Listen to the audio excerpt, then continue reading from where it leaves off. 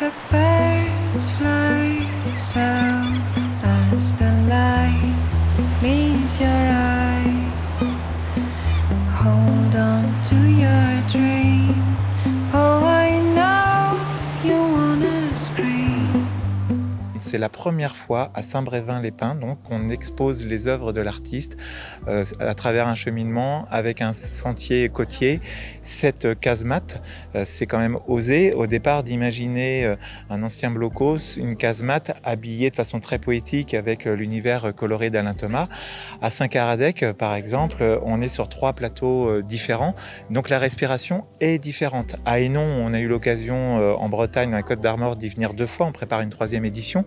L'exposition est centrée sur l'église. Donc on se rend compte que le périmètre n'est jamais le même tant dans le format physique que sur la durée.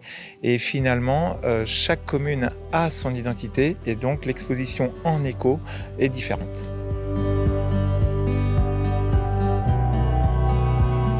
Depuis 2015, on se rend compte qu'il y a un véritable engouement autour des œuvres d'Alain Thomas et ce dispositif. Pourquoi ?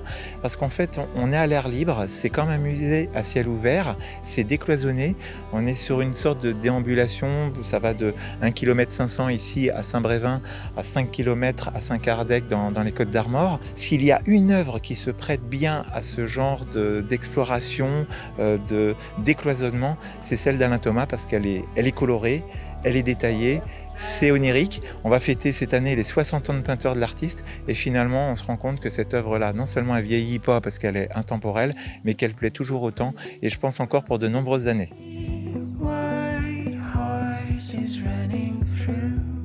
Le coup de cœur de l'exposition de Alain Thomas, le paradis des couleurs, personnellement, c'est la rencontre avec les élus.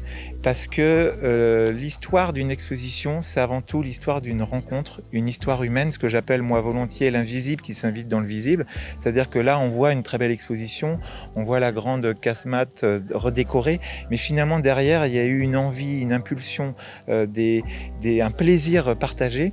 Et quand monsieur le maire, monsieur Morez et sa première adjointe, madame Paco, nous ont appelés, c'est parce qu'ils connaissaient déjà la peinture d'Alain Thomas. Ils avaient déjà un coup de cœur, que ce soit à travers la galerie L'Oiseau Bleu de Pont-Aven ou le spectacle Lucia sur Nantes. Il y avait déjà un historique qui explique pourquoi les élus souhaitaient inviter Alain Thomas sur leur territoire. Et ce qui est remarquable, c'est que c'est la plus grande exposition jamais réalisée en plein air, avec la plus grande fresque, 150 mètres carrés, c'est quand même 30 mètres de long sur 5 mètres de haut. En espace-temps, c'est la plus longue, à peu près 5 mois. Et cette exposition, qui est la plus grande d'Alain Thomas en plein air, finalement a été réalisée dans des délais les plus courts. Ce projet a été initié en janvier et nous sommes en juin, ce qui est une prouesse parce qu'en général, il faut à peu près 2 ans. C'est pas moins de 25 personnes mobilisées. C'était une course contre la montre, mais quand on voit le résultat, on le regrette pas.